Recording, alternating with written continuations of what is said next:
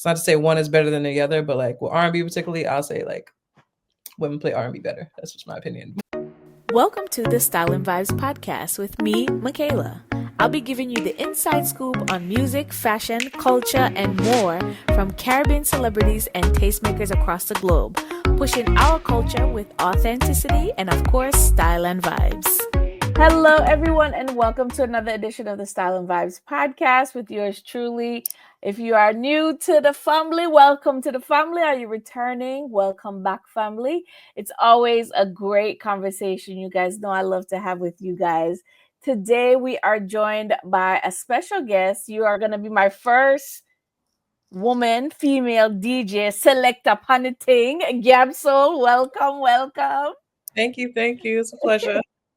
Thank you so much. So GabSoul is her name, but she is known as the eclectic selector. I ask more that one day because I like that. That tag name is so perfect. So she's based here in New York. She is a Caribbean American DJ or selector. We in Caribbean call it selector. And she fuses her love of R&B, soul, hip hop, funk, house, and all of the African diaspora music. She has been seen DJing at a number of events across the United States and internationally at Afropunk, R&B Only, Boiler Room. But she also curates her own events, including We Ting, so you're not for top boy with Ting, Auntie's House, and recently launched Riddim and Soul, which amplifies connecting artists and music in the diaspora. So I love all the things that you are doing. So we're going to talk about all of it.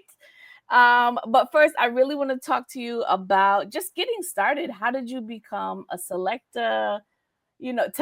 First of all, tell the people the islands that you hail from. Let's start there. I'm half Trini, half Guyanese. Mom's Trini, dad's Guyanese. Okay. And And you're from based in Brooklyn. Yeah. You know, Brooklynites like to this thing. So don't just say New York. Me know say on a Brooklyn it's different to be Caribbean and from Brooklyn. This is true. I'm also from Long Island. I got to big up Long Island too. Okay. So tell me about how you got started DJing. I was in college and I was just like, I think that's when I really started honing in on my love for music. And there was like all these different collectives that are coming out, like new age DJs. I also like been in a party, like I feel like I was born in a basement party. That's all I like to joke about. I've been going to parties since I was like 13. So like I understand the psychology of the dance floor, the party, and all those things just from being an attendee. So college, we amped it like times 10. So like seeing like the new collectives of DJs and pairing that with like the DJs that I'm familiar with around the way, it would just make me feel like, okay, this is possible. My dad is also a DJ, like, and it's like as a hobby.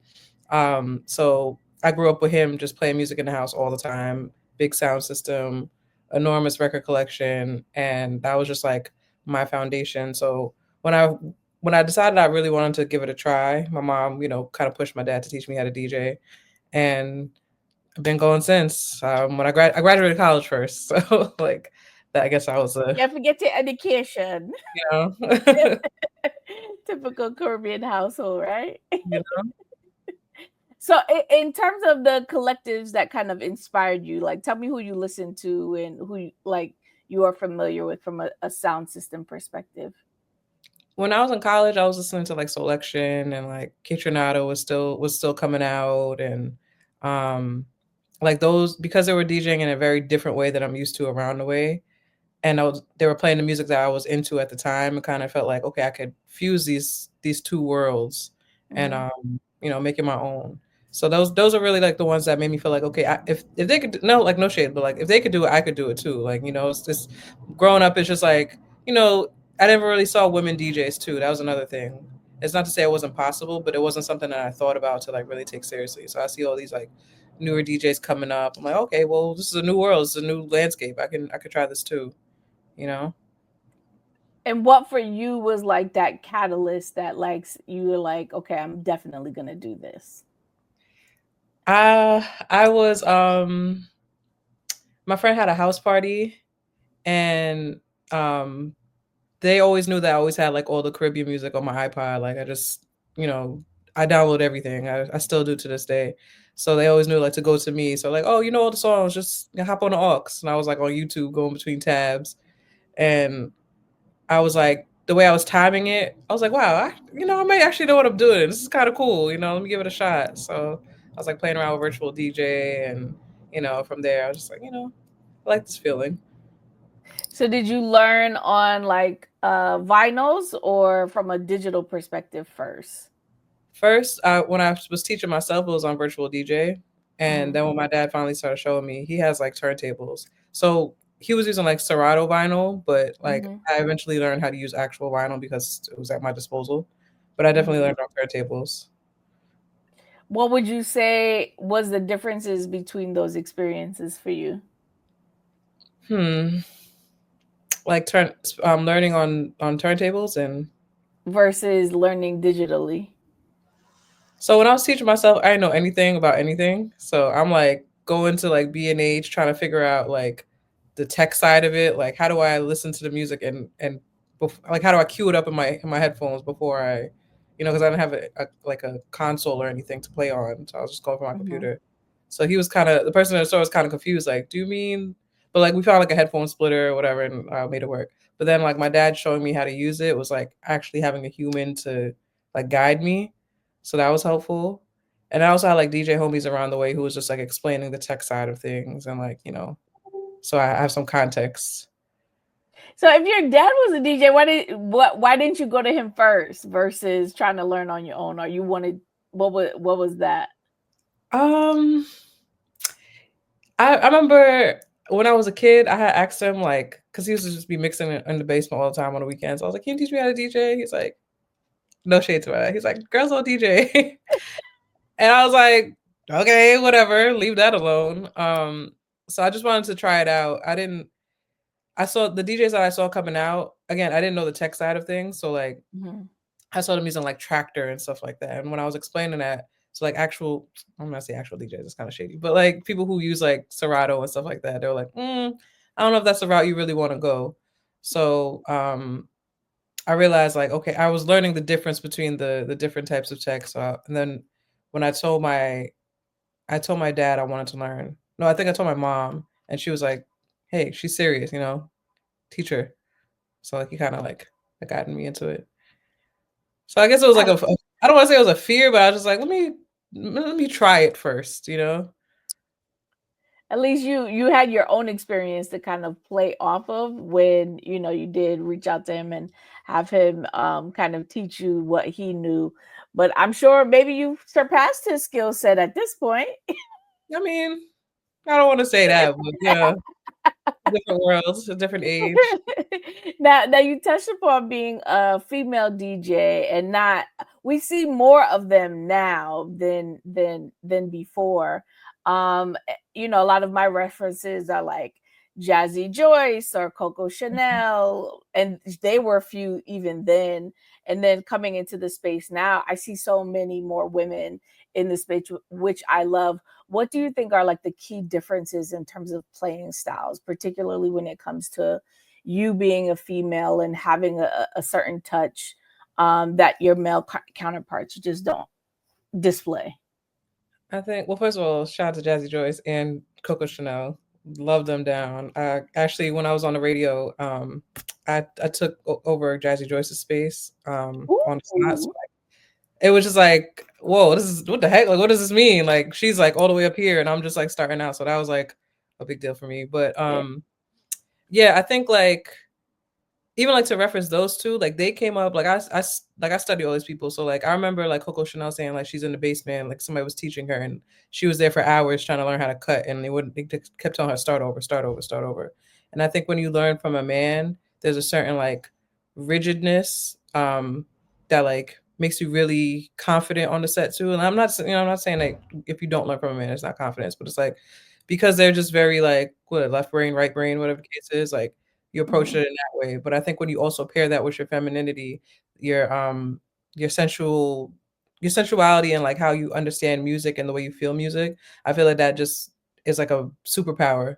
So like knowing like Mm. the traditional style and then pairing that with like your sensuality and like your taste and understanding what people want to feel, I think that just it's felt every time, and I think that's something I've been hearing over the years too. It's not to say one is better than the other, but like with R&B particularly, I'll say like women play R&B better. That's just my opinion. We're more because we're like a lot of us are newer in the game. We're not as like hesitant to take risks and like mix certain things. I sometimes I empathize with like a lot of the male DJs because like they feel like they got to play in a very specific way. Like this segment has to go like this genre has to go like this. And it's like I know you want to break out, just try it. Like we do it, try Yeah. it. So So tell me about your first party experience where you DJ'd a party. Like, what was that like for you? it was a A party brunch. or event? Yeah, go ahead. Yeah, so my first gig was a brunch. And I had told my friend like he was doing a brunch series or whatever at what's the place called? Woodland. RIP to Woodland. Um and it was just like that was like also like a start of a new scene of like event spaces, event curation and stuff like that. So I had told him that my dad was showing me how and he just like immediately threw me on a flyer, like, oh, you want to spin? I'll put you on. I was like, I don't even have a DJ name yet. Like that was just like my at name. GabSoul was just my at name. So like he just threw me on the flyer. I was like, okay, I guess I gotta take this serious. So I was practicing and I was working at a startup PR firm, music PR firm. And I was kind of like phasing out, like, I don't know if I really want to do this. So I had like left the job and the gig was like 2 weeks after. So I was just like, let me just practice for this gig, take myself seriously. And when I got there, again, I didn't really know much about tech. I learned on turntables like 1200s. So like the space had CDJs. That was like not my, I had no context of that. So I didn't know. This is also a time where you have to use Serato boxes and, all these chords and this input, this output. I didn't know anything about that. So it was like 10 of us trying to figure out why I wasn't able to connect. And then we finally figured it out. Um, it started going smooth and like some of my first transitions, because it was my first time on CDJs, especially like, and I was like still learning about like cue points and all that stuff. It was a little choppy, but like my selections, that was the feedback I got. Like your selections were great. I was like, okay, at least I know the music. So like once I got comfortable and I got over like the nerves and stuff like that, it got really smooth. And I was like, okay, I like the way I mix. And then I think one of my second gigs or my next gigs or whatever, my friend that I went to college with, and like he used to DJ all our college parties, and I had all his mixtapes and stuff like that. And I really like held him to a high regard in that sense because I'm like, you're the new generation, but you're playing in a way that's like it's an ode to the older. Anyways, so we were on a gig together, and I'm playing like before him, and he was just sitting there listening the whole time. And when I got off, he was like, "Don't change anything that you do. Like you have something that's different. Don't change it." And I was like, okay, thank you. I'll never forget that because Yeah. like, yeah. I think that's really great, especially, getting feedback because you're in such an early stage of your career. It could go like either left or right, where someone could tell you to be completely different because Mhm, they're used to seeing and hearing something in a different space. And, like I think that was great advice that you got at a pivotal time, because if you had gotten, especially from someone who you regard their opinions so highly, if they would have told you something else, then it could have gone a completely different way.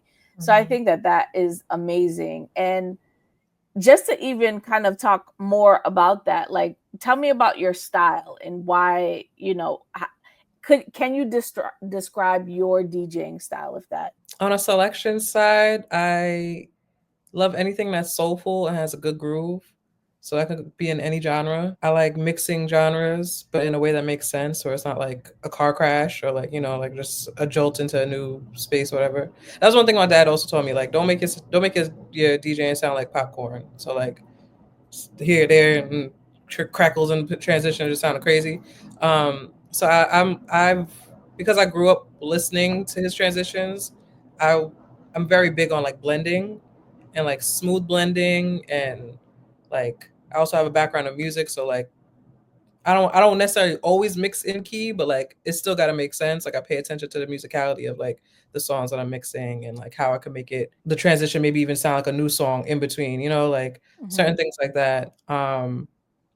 I I love things with a good rhythm, especially like If it's R&B, I love like I'm a 90s baby, so like I love all like the like Dark Child and like all those type of productions like with heavy beats, like kind of like blending the hip hop with the R&B. Obviously, I'm Caribbean, so like I love rhythm, like dancehall, soca, especially like with a good rhythm, and I like how I could connect the dots between like the different genres and like how we're all very similar. Like we're different, but we're all very similar. So like being able to connect those dots, I feel like that's how I tell my story through my set. I hope In that makes sense. terms of like how you play at parties, do you change the way that you play depending on like the scene? So you were talking about brunch Mhm. and then, hosting big experience events versus like a festival. How do you adjust for those different environments? Sometimes like there are gigs where like I'm background music and I like those because I could just play whatever I want. I'm not like rocking a crowd, but I'm playing to people who are just listening. That's fun. If I'm in a party, like I have like an hour, 2 hour set at a party, depending on my slot, like I'm playing to the people, but also like being mindful of how to carry the energy like gradually and like not bring it all the way up here and then, leave the next DJ to just be, I don't know, be scrambling or just like confused. Well, like I want to make the night make sense. I like a lot of like anthem, like if I'm doing a party, I like anthems. I like mixing in like songs that they may not necessarily that everybody may not know, but some people may know. So it's like catch up. Um,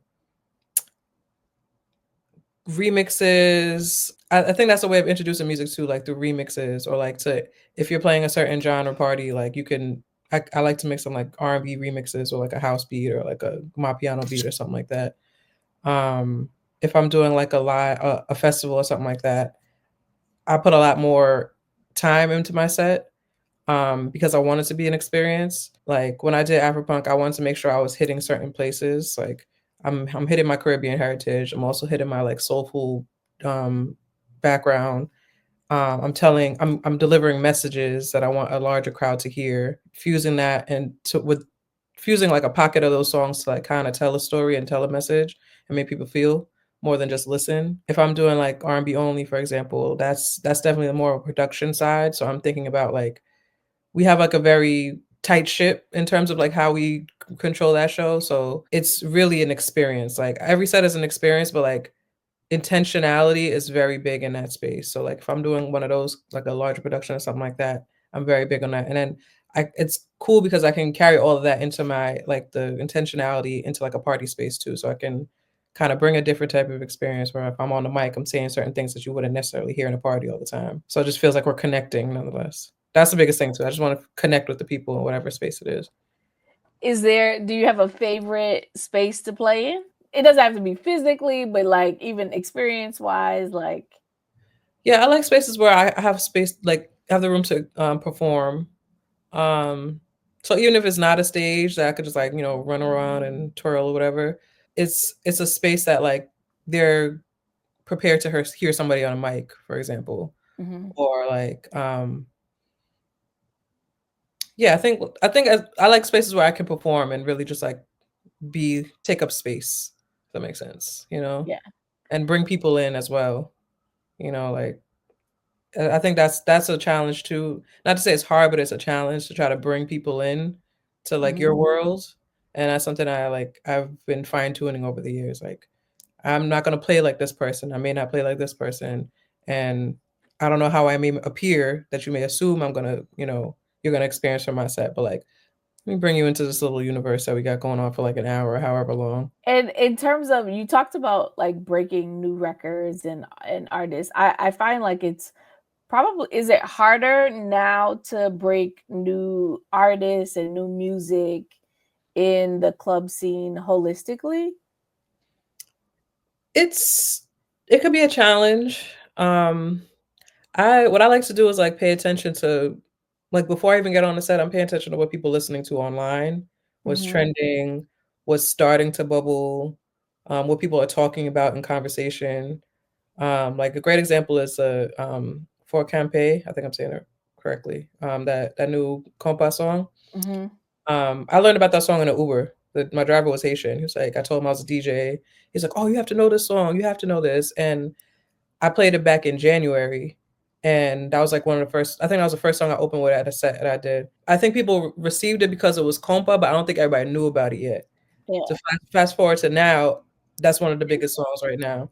So Yeah. I'm like, let me trust my intuition. If I know like this is gonna be something, and like another artist that I like to introduce into these spaces because like you may know it in Trinidad or in the Caribbean, or whatever. Like We Ting is one, and I think like it's those artists are like if you know, you know, and it kind of like speaks to like a pocket of people, and it catches the attention of somebody else. Like, what is this that I don't know about yet? But I think also like sandwiching songs, like even if nobody knows about it, like sandwiching songs to like create a context for it. I think Mm-hmm. that's helpful too because if they're already having a good time for these 3 songs that I'm playing, and I just squeeze it into like in between that, they're already at a certain level, and then I just play a song afterwards that they're more familiar with. So it's like, okay, like I'm here for it. So Yeah, I think I just did a podcast and we were talking about like music discovery and how much, that there's so much volume of new music, and then the way we discover new music has changed. And I was actually just watching a documentary.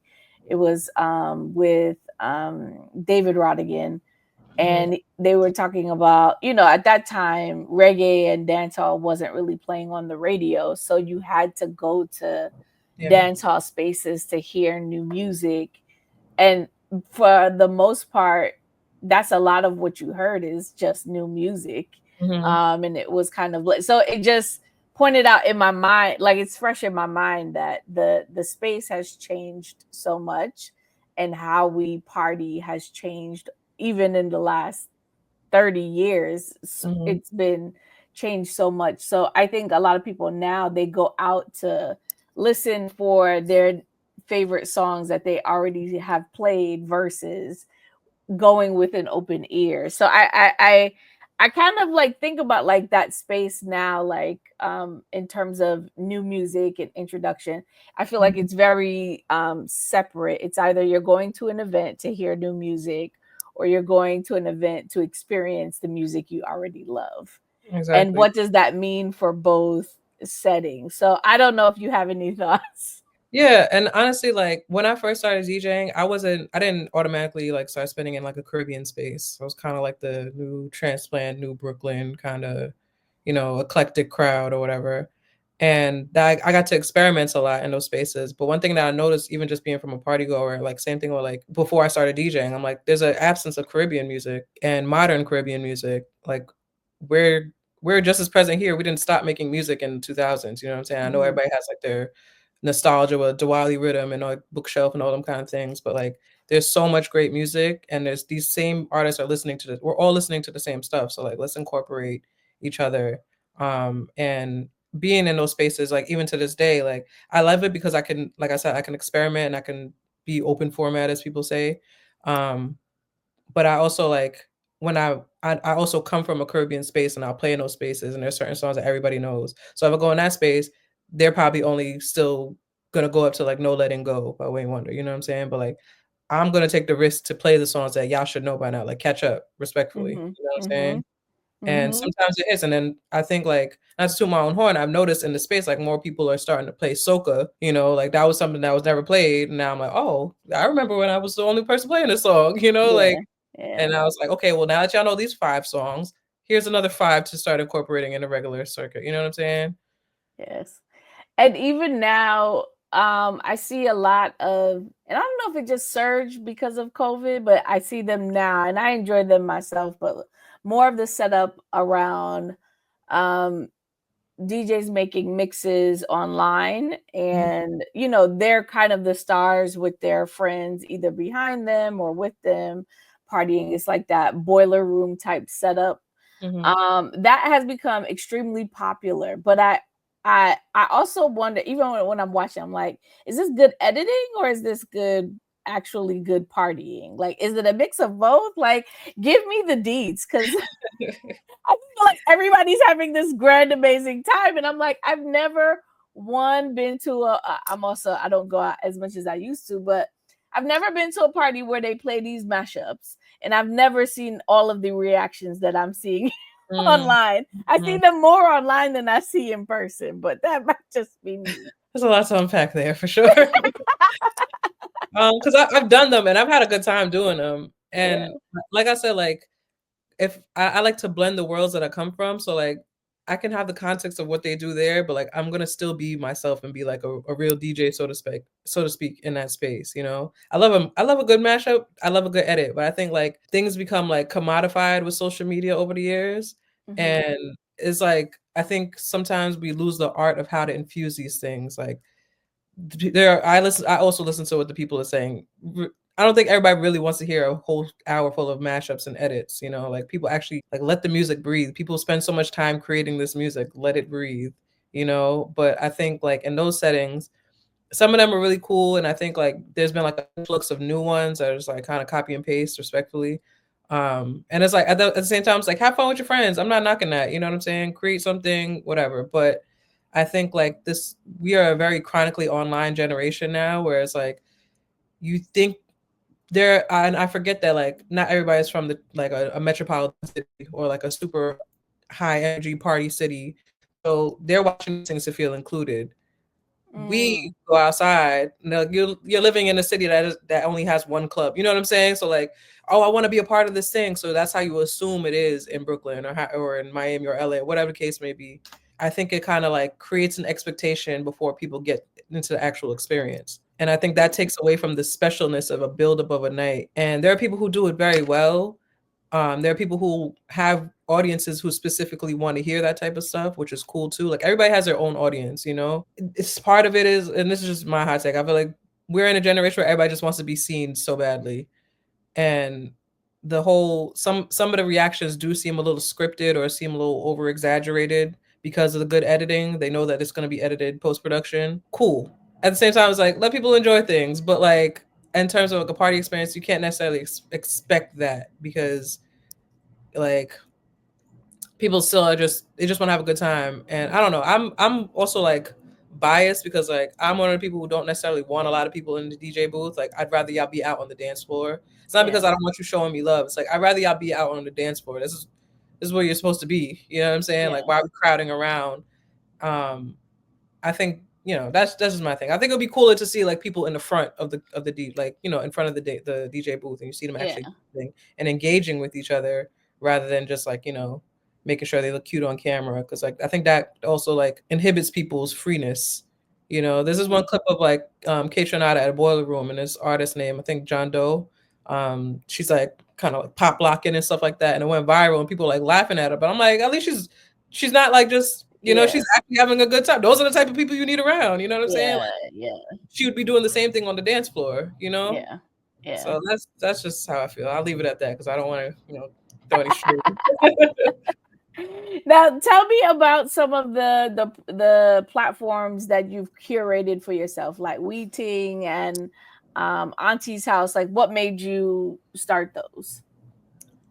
So with We Ting, I started that right after the pandemic. I just wanted to like I come from like I said, I was like kind of bored into a basement party. Like my parents always had parties like in the basement or in the backyard, like Labor Day barbecues and stuff like that, Memorial Day barbecues, and that's what I come from, like the hospitality aspect of it.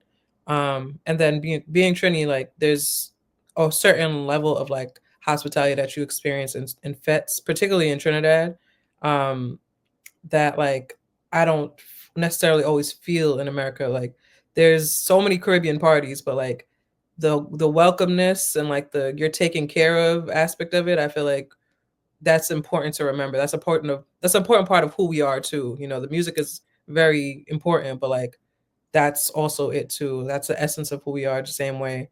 So I started that so that I could kind of create that like a backyard party kind of vibe. Um, Also like I like curating things, so I like pulling people that I know like will create a vibe that I know will kind of like be very cohesive and feel like a nice flow through the Hmm. night. Hmm. And people who actually want to be there and like enjoy and like who have the same love of like exchanging music and energy with people, especially through Caribbean music.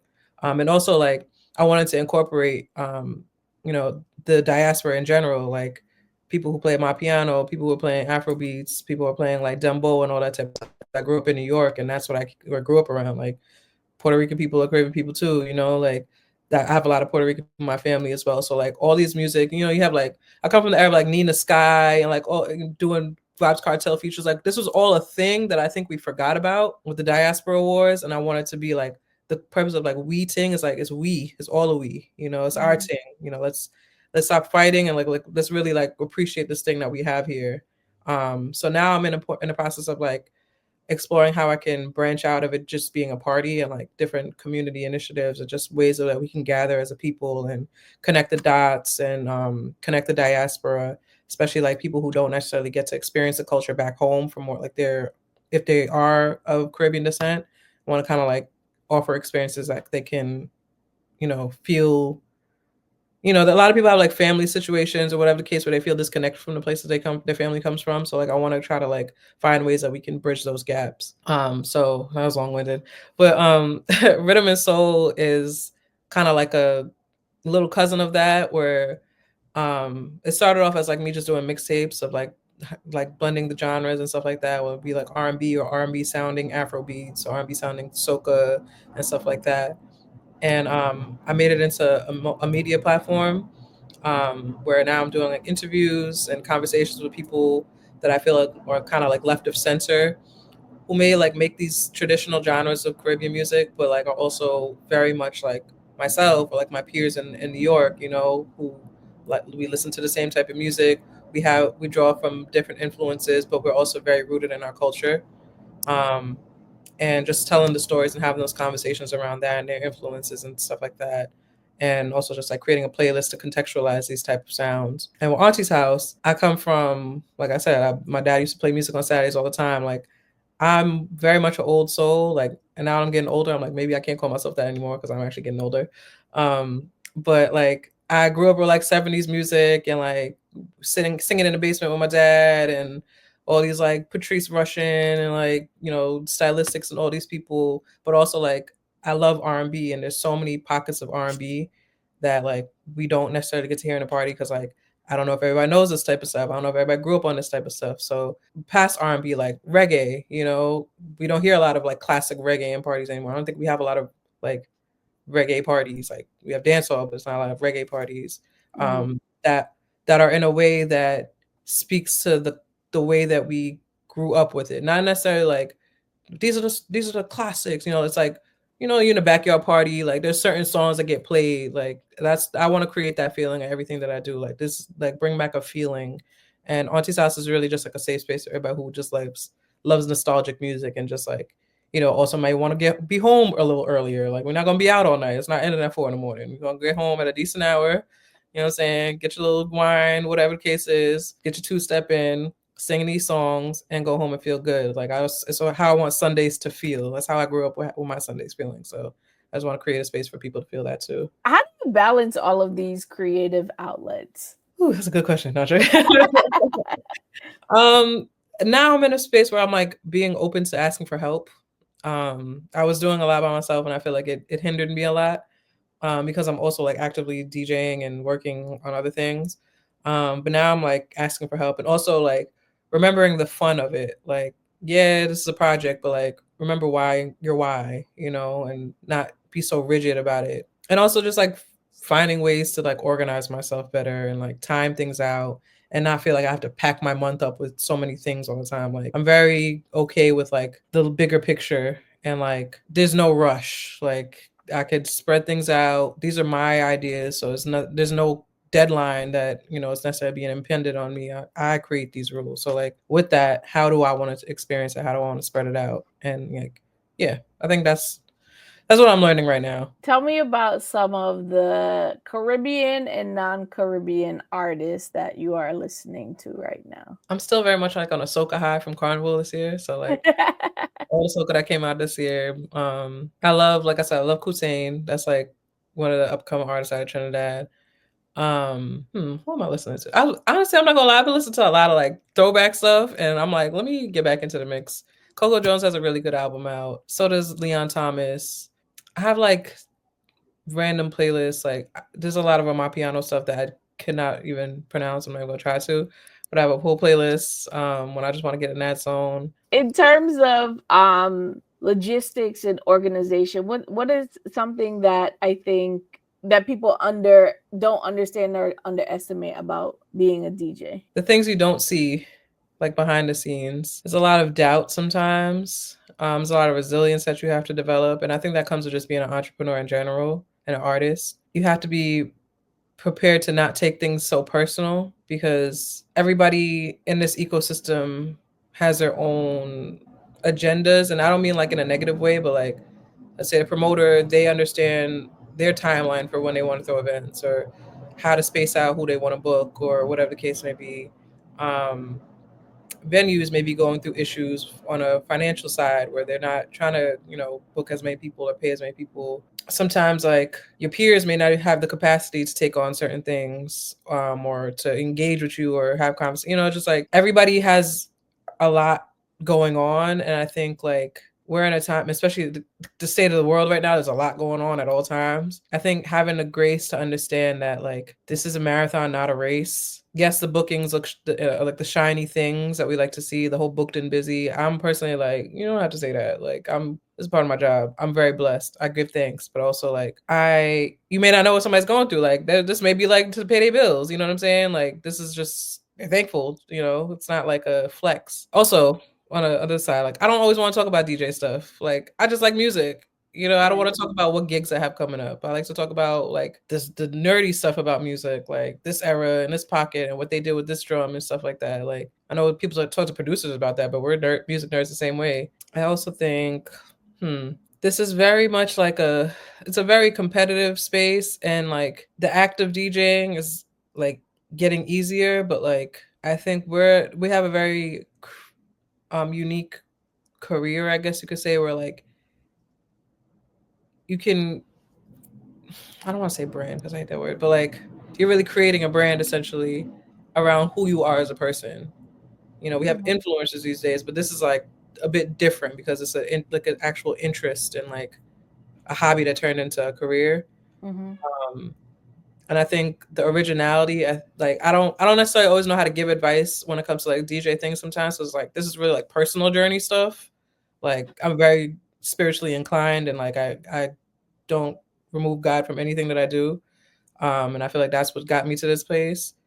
It's not networking, not like cold email, like all those things are cool, but like a lot of it is praying and like just making sure I keep my spirit clean, and like I'm around good people, and then like I have discernment and stuff like that. I think that's the biggest part of it too that a lot of people don't really see, because like it could feel like very mechanical, like transactional, but like I don't I don't subscribe to that, personally.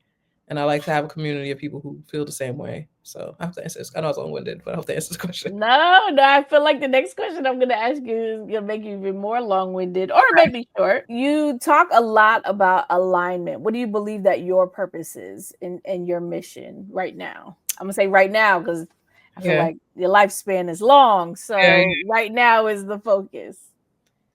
To spread love and be an example of love in all ways. And I think that's what we're all here to do essentially. I guess I'm another reminder of that. And my medium is music and words, or storytelling more so, I'd like to say.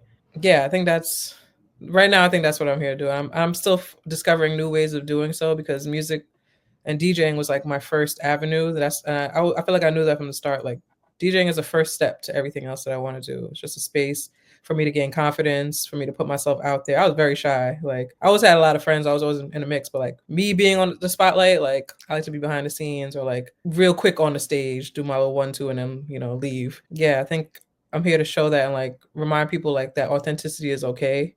Um, you don't have to try to be authentic. You just are. Like that's all part of your self journey. And yeah, I think that's where I'm at right now. Any advice for someone younger starting out right now? Take your time. Um, don't be so try not to be so anxious about the future. Yeah. Because you're gonna look up and then you're gonna see everything happen, and you're like, oh shoot, like I spent all this time worrying. I could have been enjoying the process. Oh, enjoy the process. You know, Yes. even now I'd be like, Dang, I did a lot, but I'm like, I didn't even get to enjoy it. Like Yeah. sometimes, How do you stay in the moment? Like, reminding yourself about that. I feel like that's a constant thing, a state of like, when you reflect, you kind of look back and say, yeah, I did those things. Then you're like, wait a minute, I didn't enjoy it. How do you proactively stay in the moment and try to enjoy what's right in front of you? I thank God. Gratitude. I reflect a lot. Like I spend a lot of time by myself, just, contrary to what it may seem. I'm around a lot of people, but I spend a lot of time by myself. Just reflecting. Journaling also helps. I need to do that a bit more. Like sometimes I'll do like a video journal. I'll just like dump it all out, everything that I feel, and connect those dots as I'm speaking. Just gratitude at the very root. And sometimes it's hard because like I think I have a better grip on like my anxiousness sometimes. Like also being a woman, like it's different hormonal levels of emotions and stuff like that. So like understanding the ebbs and flow of my life and my emotions, I think has left me a lot more grounded. Like, okay, feel your stuff. If you're anxious right now, know you're gonna be fine next week. Just like remember that you're gonna be okay. And remember that like you're on the right path. Don't do anything or don't like control your thoughts a bit more, so like you're not taking anything personally, or you're not like not understanding where you are presently. Something is going to come, like this too shall pass, I suppose. And just like when the sunshine does come after the rain, it's like, oh wow, like okay, if I continue to just move down this path, I'll be all right. Like everything's gonna be fine. I'm gonna like more good things will continue to come to me. So like let me trust that that's my path. That's how this goes. Hope that answers the question. Yeah, no, it does. Thank you so much. Last question. What are you excited for upcoming that you're working on? I am excited about Auntie's house because I finally have I found a space for like a residency that feels aligned with it. And just feeling more sure of like my audience, or like me being able to stay true to myself. I think it's something that I struggle with because I was like, I don't know if everybody's gonna like this. Like I think I struggled with that a lot in the past, but now like just actually putting like momentum behind my own ideas is something that I'm excited about. Same thing with Riddim and Soul, and just like trying to get more, trying to align more interviews and conversations to like, not for my own sake, but like to tell the stories that I feel like are important. And I have a few gigs that are kind of exciting. Like I get to, I'm doing a gig next month with this artist named Aluna, who's like, it's kind of full circle. I did a gig with her before, like, but it's kind of full circle because when I used to work at H&M, and like I used to listen to her music I used to Shazam her music when I was like in the fitting room. So I'm like, oh wow, like it's not necessarily Caribbean space, but like I'm grateful that I'm seen in other realms too, because I love music. I'm not like, I'm genreless, but like I'm glad that I can infuse my love for like soul and dance music of all diasporas and all genres, like, and do me. So I guess that's something I'm excited about. I'm like looking at my calendar, like, what else I have coming up? Well, that's awesome. I feel like this calm nature talking to you, in terms of you have like this Zen spirit about you. So I'm excited to see what you have coming up. And I'll most definitely, now that it's warming up, I can most definitely make it out to maybe one of the Auntie's events. Since somebody told me recently I'm an auntie. I love it. I was like, as long as you put rich before it, I'm fine. Hello. Thank you. Fly, whatever. Exactly. All right. Well, thank you so much. I really appreciate you coming on, Gab. Tell the people then where they can find you. You can find me on Instagram at GabSoul _. I'm also on TikTok, talking crap. SoundCloud's Gab-Soul. Have some mixes on Apple Music too. Just Google, good, search GabSoul. And yeah, I'll be around. Here, there, everywhere. Awesome. Thank you so much. We appreciate you for being on the podcast, and look forward to all the things that you have coming up. We'll be sure to put everything in the show notes. And until next time, Leah Tummy Peeps. Thank you so much. I appreciate you. Thanks for listening to the latest episode of the Style and Vibes podcast. If you like what you hear, and I know you do, share it with your friends and family. If you want more, make sure you visit styleandvibes.com and follow us on our social channels, Twitter and Instagram at Style and Vibes. Until next time, Leah Tummy Peeps.